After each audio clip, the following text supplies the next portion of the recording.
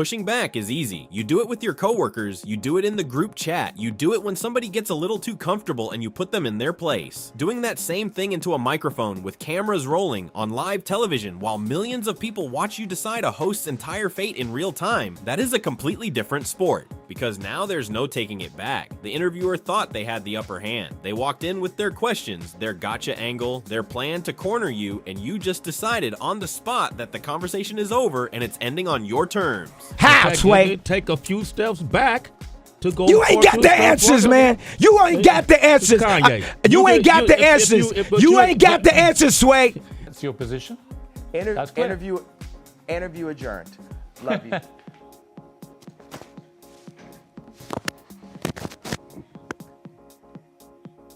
Yes, for real, you working for TMZ Company? I'm a legend. You understand that? I'm here to support Charlie Wilson. That shit about my wife. Today, we're counting down the wildest moments of Kanye West shutting down disrespectful interviewers, from a radio host who learned the hard way that you don't give ye advice, to a tearful apology that flipped into pure fire, to walkouts that left producers staring at an empty chair. These are the moments hosts will never, ever forget. Let's count them down.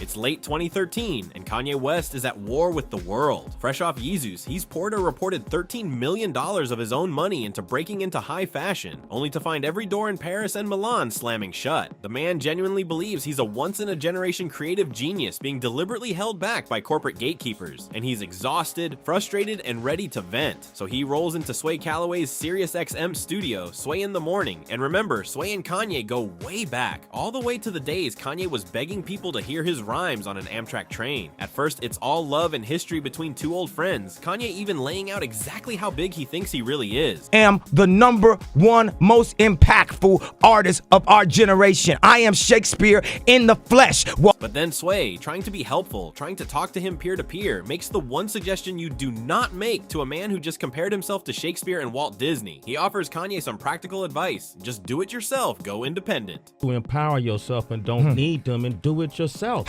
And that right there is the spark. That one little piece of advice lights the whole fuse. Watch how fast the energy in this entire room changes the second those words leave Sway's mouth. How, Sway? Take a few steps back to go. You ain't got the answers, man. You ain't got the answers. You ain't got the answers. You ain't got the answers, Sway. Now Sway tries to bring it back down. He tells Kanye he doesn't need to turn up. This isn't a show. They're just talking man to man. But Kanye is locked in, and he is not letting it go. You ain't got to turn up, man. This ain't. No, I'm talking to you as a homie. No, it ain't no. That phrase, "you ain't got the answer, Sway," became one of the most iconic moments in hip-hop interview history, a meme that completely outlived the conversation it came from. And here's the wildest part nobody saw coming at the time. Years later, Kanye would actually go on national television and admit that Sway had the answer the whole time. But that's a redemption arc for another video, because turning up on a radio host in a private booth is one thing. But what happens when Kanye walks into an entire newsroom packed with reporters who are ready to challenge him to his face? Early 2018. This is one of the most chaotic and talked about chapters of Kanye's entire life. He's just come out of opioid addiction recovery. He started wearing the red MAGA hat in public, and he's posting things on social media that have a huge chunk of the country absolutely furious with him. So what does he decide to do in the middle of all of it? He shows up at the TMZ offices completely unannounced, walks straight into a room full of working staff and rolling cameras, and decides this newsroom is exactly where he's going to preach his entire gospel of free thought to anyone within earshot. He starts off philosophical, calm even, telling the entire room that everybody in it has been living their whole lives under somebody else's control. We are following other people's opinions. We are controlled by the media. And today, it all changes. And then he doubles down and drops the line that would echo across the entire world and dominate headlines for weeks. The one about 400 years. This reality has been forced upon us. It is a choice, just like when I said slavery is a choice. That's the moment one TMZ producer, a man named Van Lathan, decides he physically cannot sit there and stay silent any longer. He stands all the way up, and the entire newsroom goes dead quiet because everybody knows what's about to happen. I think what you're doing right now is actually the absence of thought. Van isn't finished, not even close. What he says next is the single most direct, most honest thing any media figure has ever said to Kanye West's face. And he says it with real pain in his voice. Brother, I am unbelievably hurt by the fact that you have morphed into something, to me, that's not real.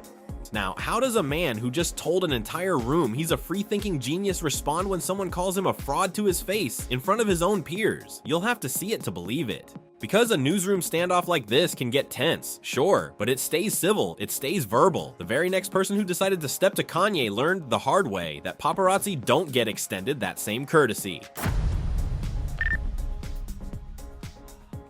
January 29th, 2024. By this point, Kanye is married to Bianca Tensori, and the tabloids are absolutely obsessed with their relationship, endlessly questioning her outfits, her silence, and whether she has any say at all in her own life. Every photographer in Hollywood knows that asking about Bianca is the fastest way to get a reaction out of him, and they do it anyway, every single chance they get. So on this day, Kanye is simply heading out to honor the legendary Charlie Wilson at a Walk of Fame ceremony when a TMZ photographer named Melanie creeps up behind him and asks the exact question guaranteed to detonate him about his wife. Why do you feel like it's okay? I'm a human being.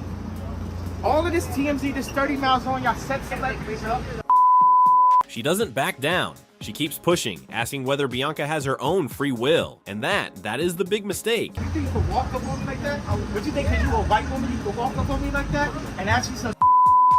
He reminds her exactly who she's dealing with and asks the question that cuts deepest about where these same cameras were when he was the one who needed help with his kids. That's real. You working for TMZ company? I'm a legend. You understand that? I'm here to support Charlie Wilson. And then he does something nobody, including Melanie, saw coming. Keep your eyes on her phone and listen to the one question he demands she answer out loud before she's getting it back. Was it wrong for you to ask me about my wife? Was that wrong or right? How this whole standoff actually wraps up will genuinely catch you off guard. Let's just say it ends with a smile and an offer she did not expect in a million years. It's the kind of unscripted, raw confrontation that racked up tens of millions of views overnight because nobody could believe what they were watching. But snatching a phone out on the street, that's raw, that's physical, that's pure reaction in the moment. What happens when the disrespect comes from a polished, professional British broadcaster sitting calm and comfortable on his own primetime set with all the time in the world to corner him? October 2022. Kanye is standing in the absolute eye of the biggest storm of his entire career, having lost major partnerships, business deals, and an enormous amount of public goodwill almost overnight. Enter Piers Morgan, a broadcaster who has built his entire decades-long career on combative, no-holds-barred, take-no-prisoners television. He invites Ye to sit down for a high-stakes primetime interview and answer for everything that's been said. Piers came hunting for a clean, on-camera apology that he could put a bow on. Kanye, on the other hand, walked in with an entirely different agenda and zero intention of giving Piers what he was after. Right from the very first exchange, Kanye flips the entire concept of accountability back onto Piers, accusing the host of never once even trying to understand his side of the story. Have you accepted that you've put no effort into understanding how I got there? Piers keeps circling back, fishing for those three little words. Kanye keeps refusing and instead lays out a list of conditions he'd need met first that are basically impossible. Okay, so I'm gonna tell people when I would apologize for the tweet. This is what has to happen first. Then Piers makes a critical error. Mid-argument, he calls Kanye boy, and the entire temperature of the room shifts in a single instant. Boy, don't finish, I told you. Oh, don't treat me like a boy then. I'm gonna finish my sentence of my idea. Nothing. Piers genuinely thinks he's still in control of his own show, still steering this interview where he wants it to go. But just wait until you hear the two short words Kanye uses to take the entire thing over and shut it down completely, on his terms, not Piers. If that's your position, Interview adjourned. Love you. What unfolds in the stunned silence right after is the exact kind of television moment that gets clipped, replayed, and quoted forever. Now, give Piers credit, he at least got Ye back into the chair. The next host caught Kanye nearly a decade earlier, and over something as small as a comedy sketch, a beef that almost ended a friendship before it even had the chance to begin. September 2013, Kanye had just given a fiery, deeply passionate interview to BBC's Zane Lowe, pouring his whole heart out about his genius, his vision, and his brutal struggles trying to break into the fashion world. Jimmy Kimmel decided the whole thing was ripe for comedy, and spoofed it on his late-night show by having little kids reread Kanye's most intense quotes word for word. Kanye took it as straight-up mockery, like he was being painted and belittled as a literal child, and he went absolutely off on Twitter, calling Kimmel out by name in a viral rant in front of millions of people. The feud dominated headlines for days. Now Kimmel has invited him onto the show to hash the entire thing out, live, with the whole world watching to see if it gets ugly. Kimmel even sets the stage for his studio audience with a perfectly dry deadpan introduction. My guest tonight is a 21-time Grammy Award-winning performer who last month threatened his very existence by insulting one of America's most beloved television personalities. Kimmel tries to keep the mood light at first, jokes about the outfit, the grill, the baby, but Kanye came to make one thing absolutely crystal clear, and he is not walking back a single syllable of it. I want to go back to one thing that you said, which is when you said you're a genius. Now, I think that makes people I think that upsets people. Then he opens up and explains the real reason he goes so crazy in public, and it's a lot more human than people expect. And Honestly, all I care about is my family. I care about protecting my girl, protecting my baby, and protecting my ideas and my dreams. when you think it's all going to stay heavy and tense, Kanye reveals the core philosophy behind why he says the things everyone else is too terrified to say out loud. I feel like media does everything they can to break creatives, to break artists, to break people's spirits, and I do everything I can to break media. How Kimmel and Kanye finally squash this whole thing will honestly restore a little bit of your faith in celebrity feuds. But here's the thing, Kimmel handled him with kid gloves, with respect. On that very same press run, in that very same year, Kanye walked into a radio studio where one host was absolutely determined to take his head clean off. Same era, still 2013, still right in the thick of the Yeezus run, and Kanye is fighting for fashion respect harder than ever. He walks into the Breakfast Club, and Charlemagne Tha God doesn't even bother pretending to be friendly or warm. He opens the entire interview by introducing Kanye as Kanye Kardashian, a clear shot at his relationship and his image. And then, just minutes in, with the whole studio watching, he says the one thing most interviewers would never have the nerve to say to a major artist's face about the album he just poured his soul into. Most artists... I didn't like the album at all. And I was a Kanye West fan. Yeah. But Jesus was whack to me. Would erupt right there, but watch exactly how Kanye chooses to respond, ice cold, just 2 words, doesn't even flinch or raise his voice. Yeah, that's great. That's great. So what were you saying? Charlemagne keeps digging in, accusing Kanye of being a total walking contradiction, denouncing the corporations on one hand while begging them for deals on the other. Kanye doesn't get defensive. He flips it into a whole lesson on mental freedom. Feel like a slave? We are mentally enslaved. We enslaved to brands. We enslaved to like a bin symbol. And when the hosts keep insisting he doesn't need money or these companies to be free, Kanye drops a line that, looking back now, aged into a full-blown prophecy about his own future. I'm 10 years ahead mentally, and I'm trapped in today's time, and every now and then I crack you a smile for 2013. Whether he actually won that interview or got completely cooked is something fans still argue about in the comments to this very day. Half the internet calls it a masterclass, the other half calls it a meltdown. But here's what's undeniable. Every single clip up to this point has been Kanye on the attack, defiant, in full control, fired all the way up. This next one is the complete and total opposite. It is the rawest, most vulnerable we have ever seen this man on camera, captured the morning after the single biggest mistake of his entire life. September 14th, 2009. Just one single night earlier, at the MTV Video Music Awards, Kanye had stormed the stage and ripped the microphone right out of Taylor Swift's hands in the middle of her acceptance speech, telling the world Beyoncé deserved it instead. The backlash is instant, it's brutal, and it is absolutely everywhere. The entire country is talking about it. And remember, this is happening while Kanye is still grieving the loss of his mother Donda, who had passed just 2 years before. With his career and reputation hanging in the balance, he shows up to the very premiere of the Jay Leno Show and asks for time to address the whole thing head-on on live television. Kanye wanted to talk, so please welcome Kanye West. This is not the defiant, fired-up Kanye you've seen in every other clip. This is a man who knows deep down that he was completely in the wrong, and he says exactly that without offering a single excuse. Tell us about your day. Have you had a tough day today? And then Jay Leno does something that stops Kanye absolutely cold. He brings up Kanye's late mother, the one person who could break right through every wall Kanye had ever built. I was fortunate enough to meet your mom and talk with your mom a number of years ago.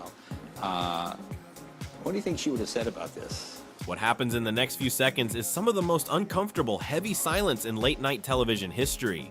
Watch his face the moment Leno presses the question even further. Would she be disappointed in this? Would she give you a lecture? How Kanye manages to pull himself back together, and how jarringly fast Leno pivots away to something completely different right after that gut punch of a question is something you really have to see for yourself to feel the full weight of it. Many people still call that mother question one of the most disrespectful low blows ever pulled on live TV. That was Kanye at his absolute lowest, standing there and taking the full hit in front of the whole world. But fast forward to 2021, and the very same man walks into a podcast as a self-made billionaire who has decided he answers to absolutely nobody on this entire planet.